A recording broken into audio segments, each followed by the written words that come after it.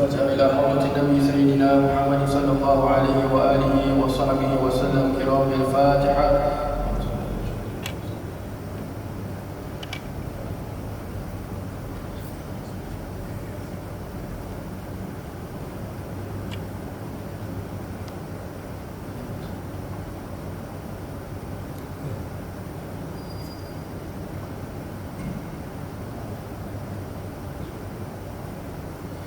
Bismillahirrahmanirrahim.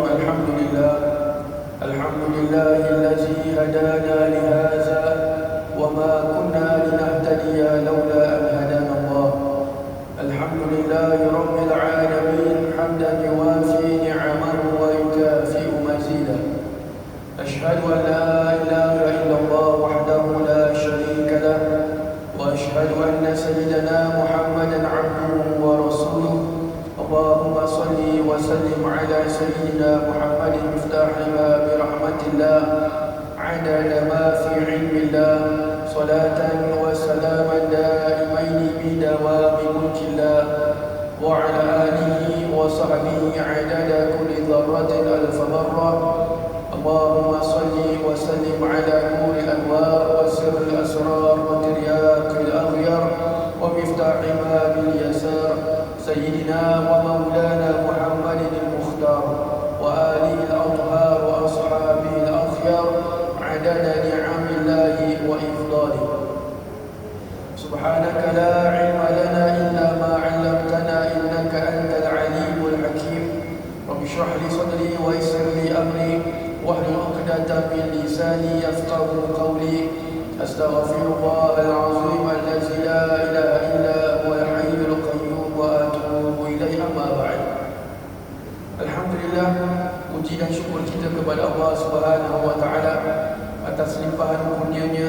Kita diberikan oleh Allah Subhanahu wa taala perminannya, diberikan oleh Allah Subhanahu wa taala nikmat kesihatan, nikmat taufik dan hidayah, sehingga kita dapat bertemu di rumah Allah yang mulia ini pada mendengarkan sebahagian daripada sirah baginda Nabi sallallahu alaihi wasallam. Semoga Allah Subhanahu wa taala terus membimbing kita. Semoga Allah Subhanahu wa taala terus memberikan kepada kita ilmu-ilmu yang bermanfaat, ilmu yang dapat mendekatkan diri kita kepada Allah Subhanahu wa taala. Dan semoga Allah Subhanahu wa taala menerima amal-amal kita dan mematikan kita semua dalam keadaan husnul khatimah. Amin ya rabbal alamin. Alhamdulillah, para jemaah yang dirahmati Allah sekalian, sebelum kita menyambung pelajaran sirah nabawiyah, di sini kami ada pengumuman. InsyaAllah pada hari Rabu ini di Masjid Abdul Razak akan kita adakan majlis sambutan pada hari Arafah pada jam 6.30 petang. InsyaAllah kita akan adakan majlis bacaan zikir berserta dengan doa pada hari Arafah. Kemudian pihak masjid juga jangan risau, ada menyediakan jamuan berbuka. So tak payah boleh datang saja bawa badan. 6.30 insyaAllah kita akan mula bacaan zikir dan juga doa pada hari Arafah. Dan kita sedia maklum, sahabat tahu, kita sedia maklum bahawasanya berpuasa pada hari Arafah itu menyamai pahala digugurkan dosa 2 tahun. Dosa setahun yang lalu dan setahun yang akan datang. Berbeza dengan hari Ashura adalah digugurkan dosa setahun, tapi untuk hari Arafah digugurkan dosa 2 tahun. Dosa tahun yang lalu dan dosa tahun yang akan datang. Subhanallah. Dan kita sedia maklum bahawasanya hari Arafah itu adalah hari terbaik dalam kalender Islam. Berbanding dengan hari-hari yang lain, hari Arafah itu adalah hari yang terbaik. Subhanallah, sebab itu berpuasa pada hari tersebut mendapatkan ganjaran pahala yang begitu besar, diampunkan dosa selama 2 tahun. Dan juga telah kita dengarkan bahawa semua ulama mengatakan apabila Nabi SAW mengatakan diampunkan dosanya yang tahun yang lalu dan juga tahun yang akan datang, bermakna dalam erti kata yang lain Allah Subhanahu wa taala akan memanjangkan umurnya setahun bagi mereka yang dapat berpuasa pada hari Arafah. Kerana ulama mengatakan bagaimana mungkin dosa tahun depan itu diampunkan oleh Allah kalau dia itu tak dapat melakukannya kerana dia telah meninggal. Bermakna para Nabi mengatakan diampunkan dosa setahun yang akan datang, itu menunjukkan dalam erti kata yang lain bahawasanya umurnya itu akan bertambah setahun. ataupun insya-Allah umurnya dipanjangkan. Subhanallah. Ini hanya pemahaman yang diberikan oleh para ulama, bukannya confirm. Subhanallah, dipanjangkan umurnya setahun. Baik. Tapi bukan bermakna orang tak boleh puasa Arafah. Kita kata tahun depan nak meninggal, lepas tu tak boleh puasa Arafah. Bukan Ini cuma apa dia kata ulama saja. Baik. Jadi kita kembali pada membicarakan berkenaan dengan peperangan Badar Al-Kubra. Kita sudah maklum bahawa ini sudah kalau tak silap saya minggu keempat kita bahaskan berkenaan dengan peperangan Badar, yang di mana ia dimulai dengan berita yang disampaikan kepada Nabi sallallahu alaihi wasallam bahawasanya rombongan dagangan Abu Sufyan sedang dalam perjalanan pulang dari Syam. Maka Nabi dan para sahabat keluar dari Madinah untuk menghalang rombongan tersebut. Jadi itulah pada awalnya punca peperangan Badar Al-Kubra. Baik, jadi kita menyambung yang terakhir sekali secara ringkasnya apa yang kita lalu minggu lepas adalah apabila orang-orang Quraisy itu dalam perjalanan, ketika tentera Quraisy berada di Juhfa, bermakna mereka dalam perjalanan menuju ke Badar, ada seorang yang bernama Jaham bin Asal yang dari Bani Muttalib yang menjadi tentera Quraisy terkilo.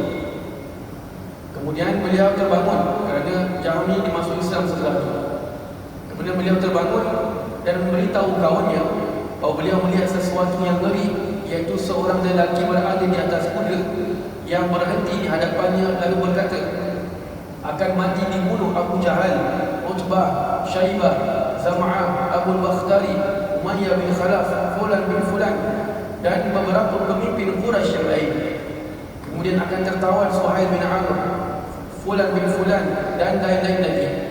Lalu orang itu menggeret, mengerat leher untanya, kemudian dilepaskan unta itu daripada tangannya sehingga berlari unta itu di tengah-tengah tentera Quraisy, sehingga tidak ada suatu kemah tentera Quraisy yang tidak terkena darah unta tersebut. Subhanallah. So ini yang dilihat atau yang dimimpikan oleh Jaham bin Al-Sad. Subhanallah. Yang berupa seolah-olah Allah Subhanahu wa taala sedang memberikan, bahasa kita macam sneak preview, apa yang akan terjadi nanti pada peperangan Badar. Subhanallah. Semacam kita kata sebagai warning lah daripada Allah. Baik. Apabila berita tentang mimpi itu tersebar sehingga ke pengetahuan Abu Jahal, lalu dia berkata, wahai Jaham, kamu telah datang membawa kebohongan Bani Muttalib dan Bani Hashim, dan sekarang ini kamu juga ingin menjadi Nabi. Kamu akan lihat esok siapakah yang terbunuh, sama ada kita ataupun mereka. Abu Jahal as usual selalu bersifat dengan sifat angkuh. Walaupun datang kebenaran yang jelas, Abu Jahal tetap tidak mahu menerimanya, atau kita kata tidak mahu tunduk kepada kebenaran yang datang kepada dia. Dan sebab itu Nabi SAW panggil Abu Jahal the father of ignorance. Subhanallah. Baik. So ini yang terjadi ketika dalam perjalanan mereka ke Badar. Pada masa yang sama, ketika kafilah dagang Quraisy berada di kawasan Juhfa, Abu Sufyan menyuruh seseorang supaya menyusul tentera Quraisy dan berkata, sesungguhnya kamu semua keluar untuk melindungi harta perniagaan kamu, kawan-kawan kamu dan harta-harta kamu. Maka sekarang ini Allah telah menyelamatkan semua itu, maka pulanglah kamu semua ke Mekah. Tidak ada keperluan lagi untuk kamu semua berperang. Jadi ketika itu Sayyidina Abu Sufyan radhiyallahu anhu, ketika itu belum masuk Islam lagi, juga mengutus utusan beritahu kepada tentera Quraisy, there is no need for you to continue the journey. Pasal apa? Motif mereka keluar daripada Mekah, kita sedia maklum adalah untuk menjaga harta-harta barang dagangan miliknya Abu Sufyan yang diketuai oleh Abu Sufyan. Tapi sekarang barang dagangan itu sudah sampai di kawasan yang selamat, maknanya tidak lagi diganggu ataupun ada tendensi of kena kejar dengan orang Islam. Oleh sebab itu Abu Sufyan kata, balik, tak payah nak pergi perang. Subhanallah. Baik.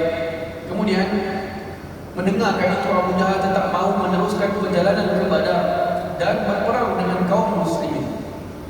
Apabila utusan itu memberitahu kepada Abu Sufyan, beliau langsung berkata, sesungguhnya dia benar seorang yang degil dan melampaui batas, dan pelampau selalu akan mendapat kecelakaan. Jadi Abu Jahal ni still insist juga. Walaupun there is no reason, there is no motive, tak ada lagi keperluan untuk Abu Jahal terus pergi ke Badar, dia insist juga. Subhanallah, ini namanya sudah tertulis takdir Allah.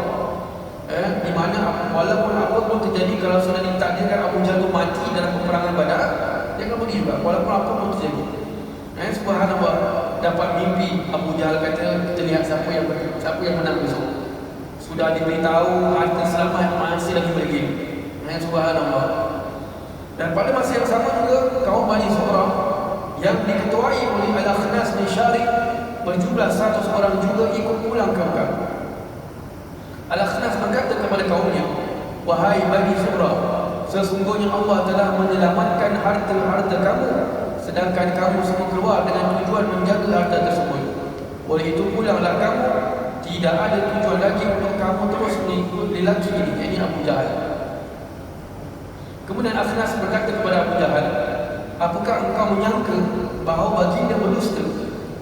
Bila Akhnas ajak kaum Bani Zuhrah balik ke Mekah, dia sempat jumpa dengan Abu Jahal. Dia kata, wahai Abu Jahal, adakah kau sangka apa yang Nabi cakap itu semua bidik, tipu? Subhanallah. Lalu Abu Jahal berkata, baginda tidak pernah sekali berbohong sehingga kami memanggilnya Al-Amin. Tetapi jika Bani Muttalib sudah mendapatkan bermacam-macam tugasan mulia di Mekah, dan telah lalu tugasan mulia itu bermakna menjaga tetamu-tetamu yang datang ke Mekah untuk melakukan haji. Jadi bermakna syariat dulu hajinya ada, cuma caranya berbeza. Jadi orang-orang Bani Muttalib ditugaskan untuk menjaga mereka, accommodation, makan, minum, tempat tinggal mereka, semuanya ditanggung oleh Bani Muttalib. Jadi orang-orang di luar Mekah, mereka akan terus memuliakan kaum Bani Muttalib dan Bani Hashim, pasal mereka yang menjaga orang-orang yang datang melakukan haji. Sebab tu nama mereka naik, dimuliakan. Subhanallah. Lalu Abu Jahal mengatakan, kalaulah Bani Muttalib semua dah dapatkan tugas-tugas semua di Mekah, kemudian ada Nabi dari kaum mereka pula, tambahan atas kemuliaan mereka dapat, ada Nabi pula yang wakilnya di kalangan mereka, maka apakah yang tinggal untuk kita? Pasal Abu Jahal daripada Bani Makhzum, dia bukan daripada bangsa Quraisy juga, cuma suku kaum Bani Makhzum. Jadi kalau semua Bani Muttalib dah ambil, bahasa kita semua dah ambil, semua dah cuk semua, jadi Bani Makhzum buat apa? Subhanallah. Maknanya last kali kita dengar bahawa sebenarnya tidak ada yang lain melainkan adalah kerana hasadnya Abu Jahal. Hasadnya Abu Jahal, subhanallah. Terutama sekali hasadnya Abu Jahal dengan Nabi SAW. Yang kedua adalah kerana dengan Bani Hashim dan Bani Muttalib. Subhanallah. Lalu Akhnas pulang ke Mekah bersama kaumnya dalam keadaan kecewa dengan jawapannya Abu Jahal. Subhanallah. So ini yang last kali kita lalu pada minggu lepas. Jadi kita sambung pada malam ini. Kemudian tentera musyrikin Quraisy meneruskan perjalanan mereka hingga di dataran yang dekat dengan tempat air, manakala tentera kaum muslimin pula berada di tempat yang jauh dari air. Jadi mereka ni berjalan sampai di kawasan di mana orang-orang Quraisy lebih dekat dengan tempat air dan orang-orang Islam pun jauh dari tempat air. Baik. Keadaan ini membuatkan tentera kaum muslimin dalam keadaan dahaga, dan pada masa yang sama kebanyakan daripada mereka mengalami junub. Subhanallah. Dalam haus, pada masa yang sama pula mereka dalam keadaan junub. Subhanallah.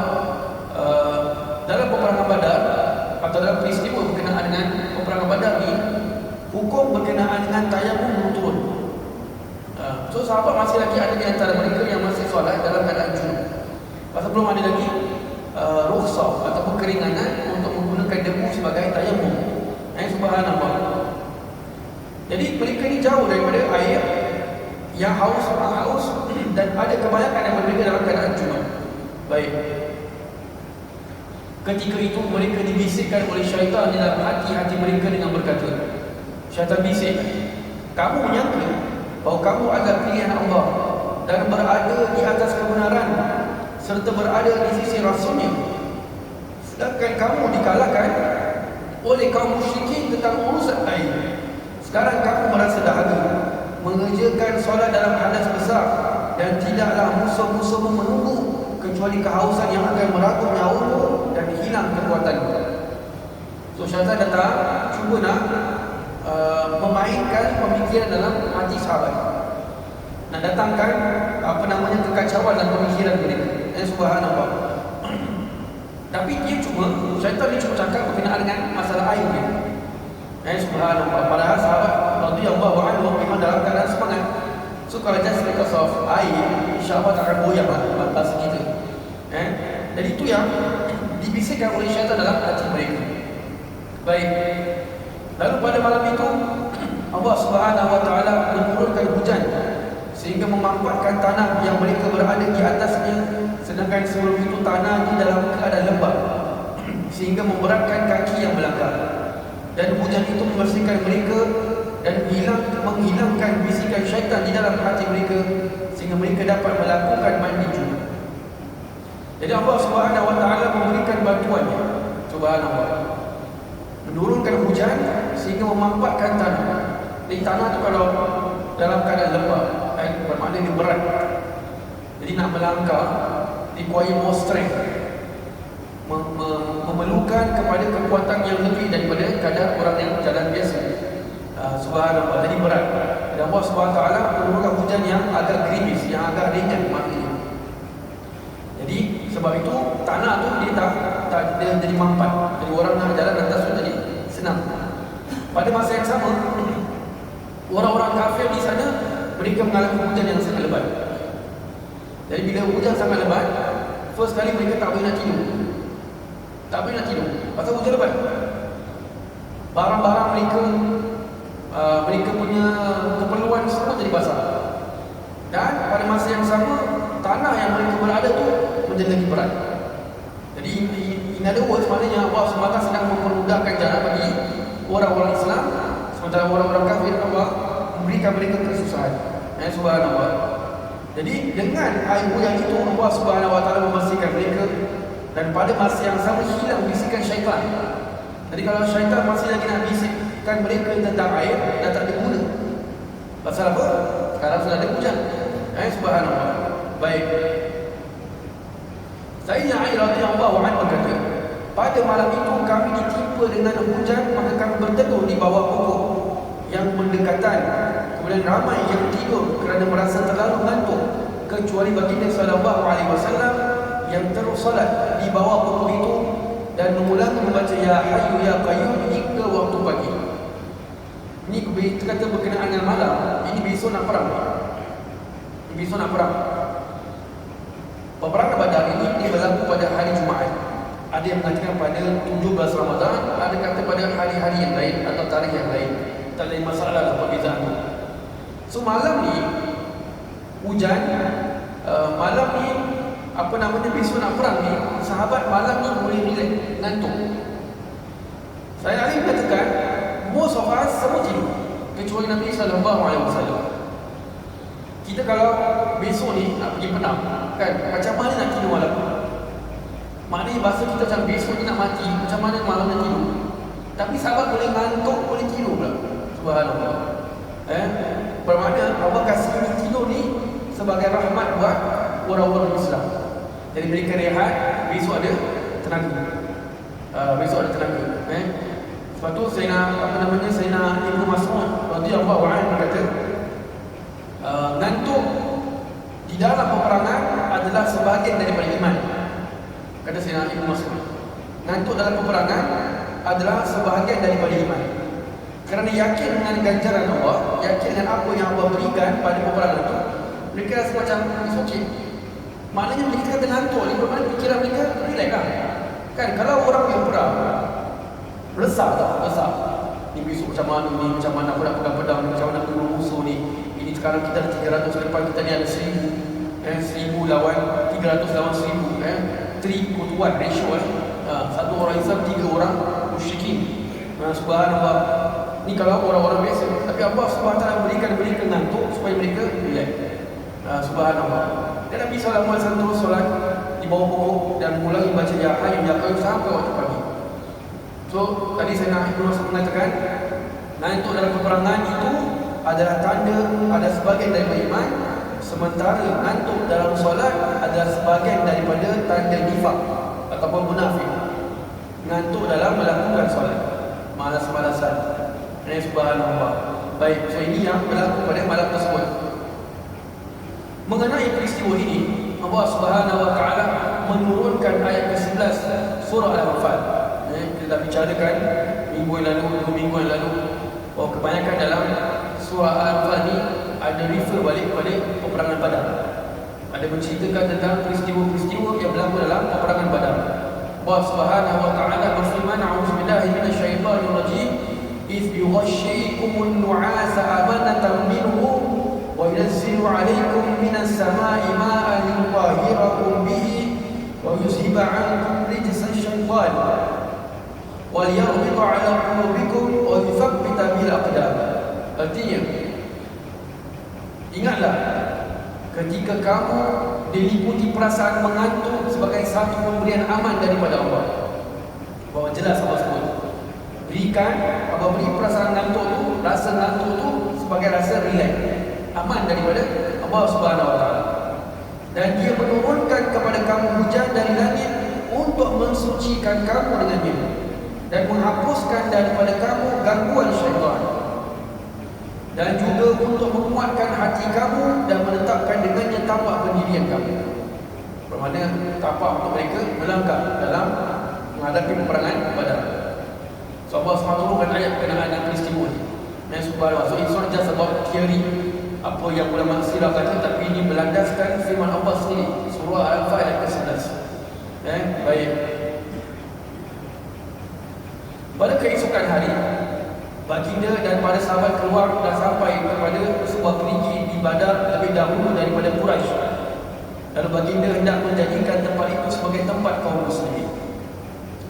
Jadi itu malam sebelum peperangan. Pada keesokan hari, setelah solat subuh, Nabi dan para sahabat bergerak dahulu dan sampai ke tempat perigi di kawasan Badar itu terlebih dahulu daripada sebelum Quraisy. Baik. Dan lalu Nabi bila nampak itu tempat, Nabi nak jadikan tempat sebagai tempat untuk kaum muslimin, buat khemah dan sebagainya lah, maknanya nak settle down kat situ. Lalu datang seorang sahabat bernama Sayyidina Ubad bin Al-Munzir radhiyallahu anhu dan berkata, "Ya Rasulullah, apakah tempat ini berdasarkan wahyu daripada Allah ataupun berdasarkan tipu muslihat peperangan?"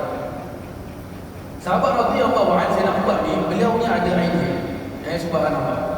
Mungkin beliau pernah mengalami pengalaman di kawasan tersebut. Jadi beliau bertanya kepada Nabi, "Ya Rasulullah, ini tempat ni kerana wahyu ataupun berdasarkan tipu muslihat?" Bermakna just because of Nabi punya instinct for that designated place. Baik. Baginda berkata, bahkan berdasarkan tipu muslihat peperangan. Lalu Sayyidina Ubad berkata, bagaimana jika kita berpindah dari tempat ini ke tempat yang lebih dekat dengan mata air yang mempunyai banyak yang tidak akan kering, mempunyai air yang banyak yang tidak akan kering. Kemudian kita menimbus mata air yang lain dan membuat sebuah perigi di mata air itu dan memenuhi dengan air sehingga kita dapat meminumnya, bukan mereka. Jadi Sayyidina Ubad punya idea adalah kita pergi tempat more near kepada mata air. Kemudian mata air yang lain, ataupun kita telaga-telaga yang lain kita tutup semua. Biarkan satu saja kita yang kontrol. Kemudian kita isi banyak air kat situ. Jadi kita yang kontrol dia air, bukan orang-orang musyrikin. So ni yang suggestion made by Sayyidina Ubad. Subhanallah. Ketika itu juga turun malaikat Jibril memberitahu kepada Nabi bahawa pendapat yang benar adalah pendapat yang ditunjukkan Ubad. Malaikat Jibril asal turun beritahu kepada Nabi pergi pada tempat yang ditunjukkan oleh Ubad. Subhanallah. Maka baginda bersama tenteranya berpindah dari tempat itu menuju ke tempat yang ditunjukkan oleh Ubad. Setelah sampai di tempat itu, para sahabat membuat perigi dan memenuhi dengan air sebanyak-banyaknya sambil menutup mata air yang lain. Sil yang lain. Kita kalau lihat Nabi SAW, walaupun Nabi itu seorang Rasul, tapi Nabi ini sangat terbuka dengan pendapat-pendapat yang lain. Nabi open kepada suggestion. Nabi tak kata kau ni tahu tauhid, aku ni Nabi tau, aku dah buat sini, kau dengar lah cakap aku. Tak ada. Subhanallah, Nabi agree. As long as tempat tu memang semua benefit kepada maslahat umat, sahabat-sahabat Nabi yang lain, Nabi setuju.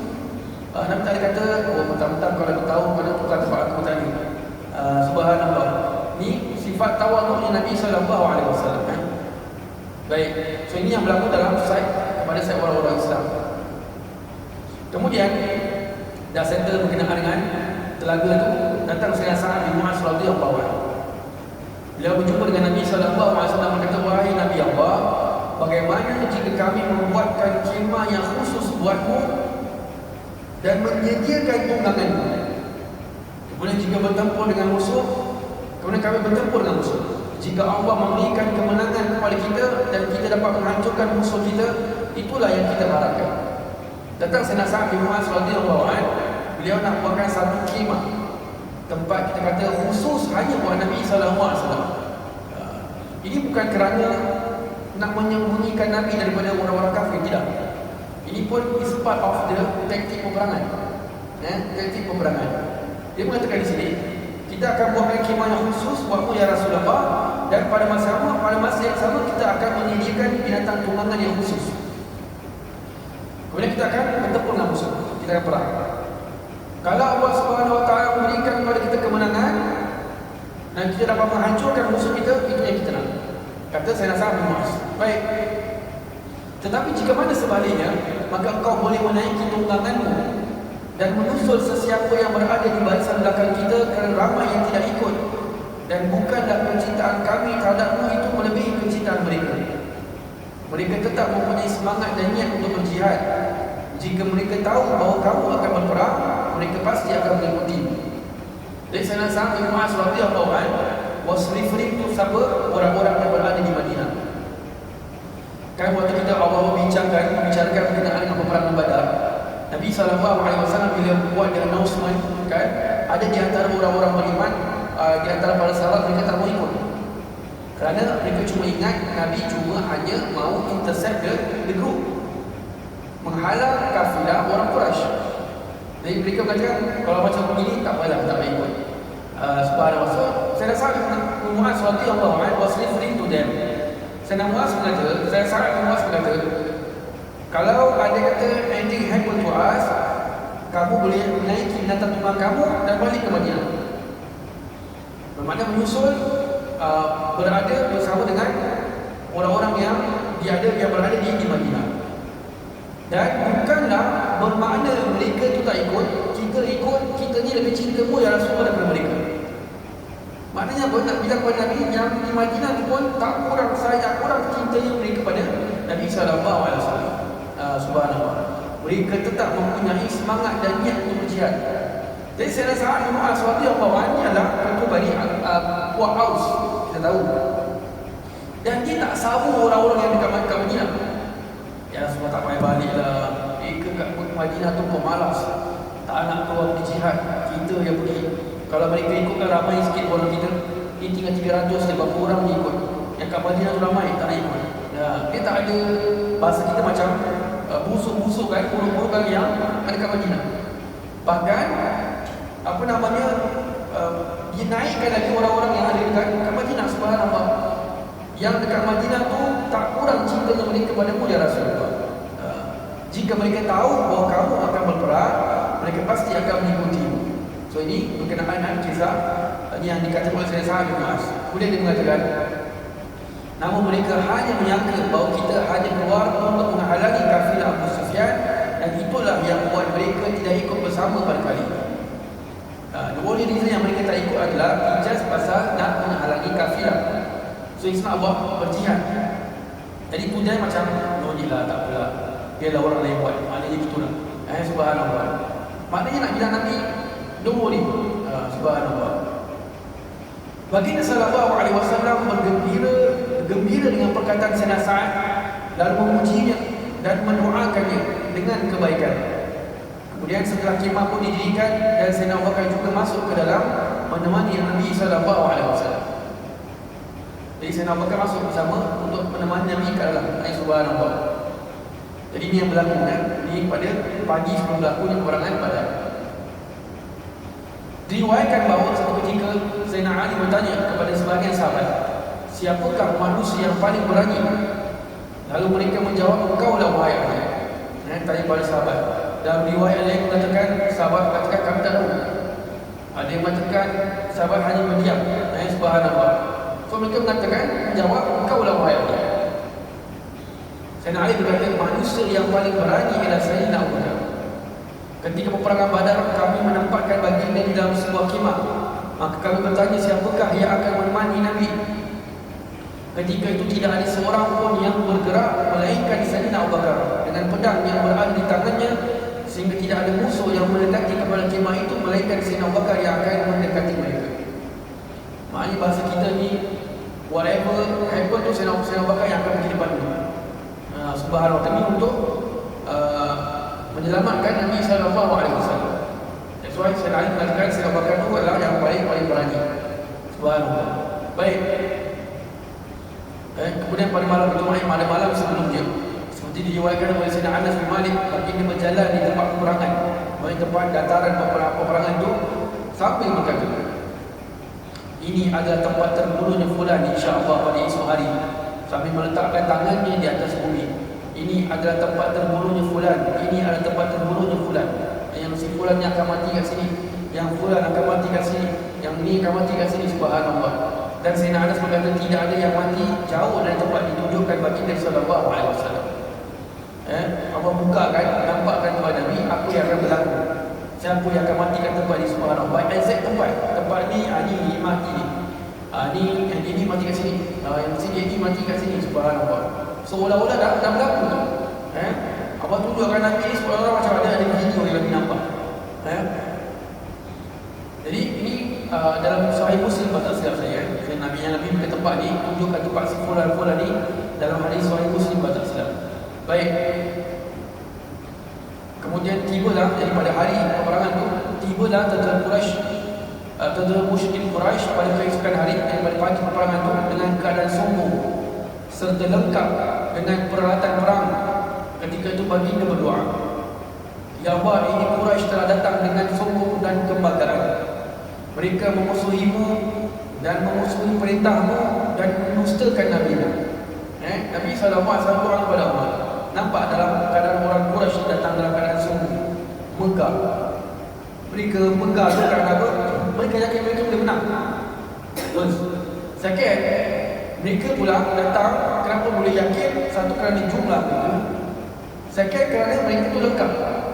From head to toe ni siap benda-benda perang. Subhanallah. Dan itu yang Nabi SAW doa. Ya Allah, ini Quraisy dan musyrikin Quraisy datang dalam keadaan sombong. Mereka memusuhimu, memusuhi perintahmu dan memustakan Nabi-Mu. Berikan bantuanmu yang telah kau janjikan terhadapmu. Ya Allah, binasakan mereka pada esok pagi. Mana ada yang mengatakan pada malam hari, ada yang mengatakan mereka sampai pada waktu pagi. Subhanallah. So ini yang Nabi doa ketika melihat tentera Quraisy sampai ke tempat peperangan Badar. Di dalam riwayat lain disebutkan bahawa baginda mengulang-ulang doa tersebut, sehingga Sayyidina Abu Bakar memegang kain ridak baginda dan berkata, wahai Nabi Allah, cukuplah munajatmu kepada Allah, kerana Allah pasti akan menunaikan janjinya. Ada dalam riwayat lain mengatakan Nabi SAW ketika itu desperately doa. Yang antara konten yang Nabi doa ketika itu adalah, ya Allah, kalau andai kata hari ini umat Islam kalah, bermakna lepas hari ini tak ada orang yang akan sembahmu, ya Allah. Desperately Nabi doa. Subhanallah. Baik, Nabi berdoa kepada perang Badar ni very serious. Very serious. Subhanallah. Baik. Setelah itu, setelah kaum musyrikin melihat sebentar, mereka kemudian menghantar Umayyah bin Wahab al-Jumahi, yang ketika dia belum masuk Islam lagi, untuk melihat jumlah tentera kaum muslimin. Jadi orang ni dihantar untuk ranking tempat ni. Tengok orang-orang Islam dalam berapa jumlah dia. Subhanallah. Umayyah datang ke tempat tentera kaum muslimin dan menghitung jumlahnya. Kemudian dia kembali memberitahu kepada tentera Quraisy bahawa tentera kaum muslimin berjumlah 300 orang lebih. Lebih kurang dalam 300 orang. More or less maksudnya. Umayyah datang, dia bukan datang literally kata tempat orang-orang Islam. Itu Nabi nak bunuh diri. Mana ada orang spy datang, tiba-tiba datang, aku ni spy, aku nak kira berapa orang kamu. Itu Nabi bunuh diri. Dia datang dari jauh. Tengok jauh, dia tengok around how many, dia nak estimate. Jadi dah estimate berapa dalam 300 lebih orang, dia pun balik bilang kepada orang-orang Quraisy, mereka nak 300 orang lebih. Baik. Umar berkata, so dia dah bilang pada orang-orang Quraisy kata, walaupun begitu, berilah aku selidiki dahulu dari jauh dan dari atas penuh. Apakah jumlahnya kaum muslimin hanya begitu atau ada lagi yang tersembunyi? Kerana aku risau ada tentera kaum muslimin yang bersembunyi di belakang gunung ini dan ada itu. Umar kata, aku nak return balik. Aku nak pergi second trip. Takut nanti, so aku nak tengok lebih jauh lagi. Nak naik gunung, nak tengok lebih tinggi. Takut orang-orang Islam yang ada sembunyikan backup punya army kat belakang. So kita akan underestimate kekuatan orang Islam ketika itu. Baik, so ini yang Umar kata. Umar kemudian naik ke atas gunung dekat lembah Badar, lalu melihat ke bawah, ke kanan, kiri, depan dan belakang, tetapi tidak melihat apa-apa. Bermakna tak ada lihat ada ekstra, ada tentera yang bersembunyi ataupun yang reserve kat situ. Baik. Maka dia pun kembali kepada orang-orang Quraisy dan berkata, aku tidak mendapatkan apa pun. Bermakna bila aku kata 300, so betul lah 300. Namun ketahuilah wahai kaum Quraisy, aku melihat musibah-musibah yang berupa kematian. Kepatasan unta-unta Yasrib berlari membawa kematian yang mengerikan. Tidakkah kamu melihat bahawa mereka seperti orang yang bisu tidak berkata apa-apa? Mereka seperti sedang bersedia untuk menerkam. Jadi bila the second punya ranking, Umar ni dia observe more. Dia kata, walaupun memang tak ada 300 orang, hanya 300 orang, tapi sebenarnya aku melihat bahawasanya mereka ni sedang membawa musibah kematian kepada kamu. Kata Umar, kenapa? First kali aku melihat unta-unta Yasrib ni dia berlari dengan keadaan bersemangat. Yang kedua, aku melihat orang-orang para sahabat ni, mereka ni seperti orang yang bisu tak berkata apa-apa. Pasal apa? Mereka seperti sedang bersedia untuk menerkam. Bagaimana sudah? Dia ready ni para sahabat, subhanallah. Sampai mereka punya semangat pun terlihat oleh si Umar ni. Mereka tidak ingin kembali kepada keluarga mereka. Mata mereka sangat tajam memperhatikan pergerakan kamu semua. Mereka tidak ada perlindungan melainkan pedang mereka. Demi Allah, tidaklah aku melihat mereka itu terbunuh, melainkan mereka telah membunuh beberapa lelaki daripada kamu dahulu. Jika mereka berjaya melakukan demikian, lalu apakah artinya hidup setelah itu? Kata si Umar ni, nombor 3 adalah mereka ni orang yang tidak mau balik kepada keluarga. Sahabat punya bila berperang, mereka ni berperang ni bukan pasal nak dapatkan harta dalam masa perang. Mereka kalau berperang, hendak pasal untuk apa? So it doesn't matter, hidup ke mati, I don't care. Yang penting aku nak naikkan kalimat Islam, nak naikkan nama Allah Subhanahu Wa Taala. Dalam arti katanya bermakna orang-orang kafir mereka berperang untuk menang, orang Islam mereka berperang untuk dapatkan ganjaran daripada Allah. Kejarkan mati fisabilillah. Jadi orang yang memang kejarkan ganjaran yang besar seperti itu, dia tak hiraukan yang lain. Sebab tu mereka punya semangat, para sahabat punya semangat itu luar biasa. Subhanallah. Dan mereka sangat tajam memperhatikan pergerakan kamu semua. Subhanallah. Last kali Umar berkata, jika mereka berjaya melakukan demikian, lalu apakah erti hidup setelah itu? Bermakna kalau even mereka dapat melakukan mengalahkan kita, dan even we survive pun sekalipun, kita akan menanggung malu seumur hidup. Tak boleh nak kalahkan tentera orang Islam yang lebih sedikit. Ratio dia 1:3 pun kita tak boleh nak kalahkan. Itu yang dia kata. Lalu apakah artinya hidup setelah itu? Apabila perkataan itu didengar Hakim bin Hizam radhiyallahu anhu, dia langsung pergi kepada Utbah bin Rabi'ah dan berkata, Hakim bin Hizam ni kita dengar waktu mula ada anak saudaranya Sayyidatina Khadijah Al-Kubra radhiyallahu anha, yang beliau ni masuk Islam setelah peperangan Badar. Dan kita tahu bahawasanya waktu awal-awal kita bincangkan berkenaan dengan kisah masuk Islam awal-awal Nabi sallallahu alaihi wasallam mendapatkan wahyu, kita akan dengar nama Hakim bin Hizam ni. Beberapa kali kita dah dengar. Jadi dia ni waktu ada beliau ni dalam kalangan orang-orang Quraisy. Jadi dia langsung pergi pada Utbah bin Rabi'ah, salah satu daripada kita kata ketua lah Bani Makhzum. Jadi dia berkata, wahai Abu Walid, engkau merupakan pemuka di antara kami dan ditaati. Tidakkah kamu mahu namamu dikenali dan diingati sepanjang zaman? Jadi Hakim bin Hizam cuba nak pujuk siapa tu? Pujuk ketua tu. Pasal kalau ketua balik, dia ikut. Kalau ketua balik, pengikut, kawan harus ikut. Lalu Utbah bertanya, apa yang harus aku lakukan untuk itu?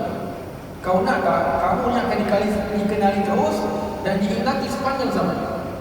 Utbah bertanya, apa yang aku nak buat? Subhanallah. Hakim berkata, pulanglah kamu bersama yang lain. Hakim kata senang je. Senang je, kamu nak buat apa? Kamu bawa kamu pulang ke Mekah. Pasal apa? Kamu akan diingati pasal apa? Menyelamatkan kaum kamu. Saver lah ni. Lalu Utbah bangun berdiri menyampaikan khutbahnya. Berdiri pada kaum dia dan berkata, wahai sekalian kaum Quraisy, demi Allah, kamu tidak akan dapat melakukan apa-apa dengan Rasulullah dan tenteranya.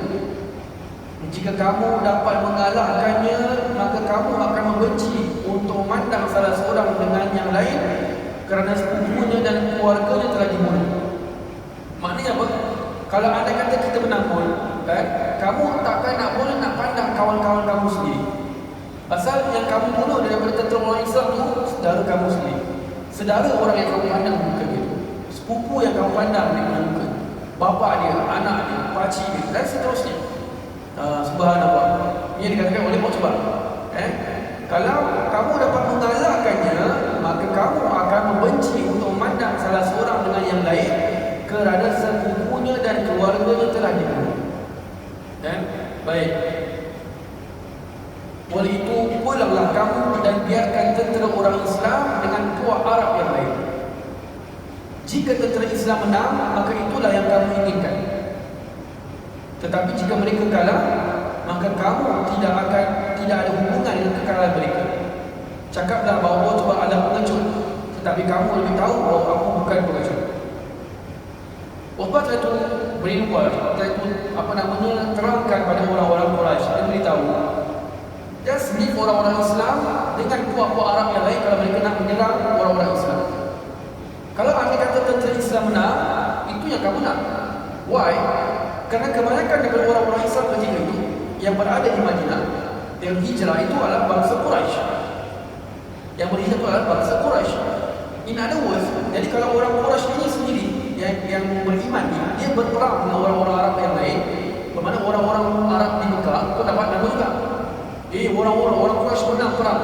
Jadi walaupun dia tak ada hubungan, tapi pasal tu saudara aku tu, tu sepupu aku tu yang perang, kan naikkan nama sendiri. Kalau dia menang, kita pun akan dapat happy juga pasal nama kita naik. Ini yang dikatakan oleh si Utbah. Tetapi kalau mereka kalah, kamu tidak akan kena pun. Pasal kamu bukan punca kekalahan mereka. Cakaplah bahawa Utbah tu adalah pengecut, kata si Utbah. Tapi kamu lebih tahu bahawa aku ni bukan pengecut. Subhanallah. Kalau kamu betul-betul fikir, kamu tahu bahawa aku bukan pengecut.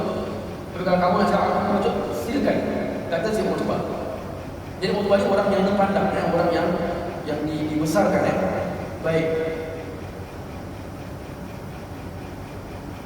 Apabila Abu Jahal mendengar khutbahnya Utbah, dia langsung berkata, demi Allah, paru-paru Utbah telah mengembang.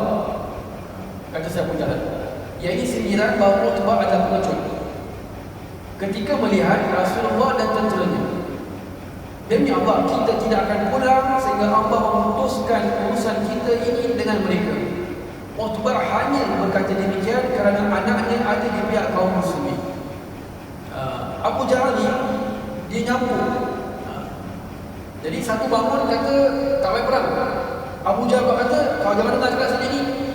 Dia ni memang tak nak perang. Dia ni pengecut. Subhanallah. Jadi Abu Jahal berkata, dia ni cakap macam ini pasal anak dia masuk Islam. So dia tak nak perang dengan anak dia. Sebab tu dia cakap macam itu, kamu balik semua. So ni Abu Jahal ni, bila Utbah bangun, Abu Jahal bangun dah jadi kecoh. So yang bingung siapa? Tentera musyrikin. Mana satu aku nak ikut ni. Abu Jahal kena perang orang-orang musyrikin. Utbah pula memang kita sanjung di Mekah. Dengan masa tu kiri kanan. So tak tahu. Subhanallah. Utbah ketika itu mempunyai 4 anak lelaki. Pada masa yang sama, Utbah ni adalah bapanya kepada Hindun. Hindun tu adalah isterinya Abu Sufyan. Hindun tu adalah isterinya Abu Sufyan, belum masuk Islam ketika tu. Utbah ni dia ada 4 anak lelaki. 2 di antaranya telah masuk Islam, iaitu Sayyidina Abu Huzaifah. Kita kalau melihat berkenaan dengan kisah berkenaan dengan waktu kita bicarakan berkenaan dengan hijrah, kita ada sebut seorang nama bernama Salim Maula Abi Huzaifah. Salim Maula Abi Huzaifah. Salim tu kira anak angkatnya atau bekas hambanya Abu Huzaifah yang dimerdekakan, kemudian dijadikan sebagai anak angkat. Salim tu. Sampai Sayyidina Umar mengatakan, kalau andai kata waktu Sayyidina Umar nak meninggal tu, Sayyidina Umar nak meminta pendapat siapakah akan menjadi khalifah, dan tentu Salim yang akan ditanya siapakah orang yang lebih layak. Kata Sayyidina Umar, radhiyallahu anhu. Kita dah lalu kisah tersebut.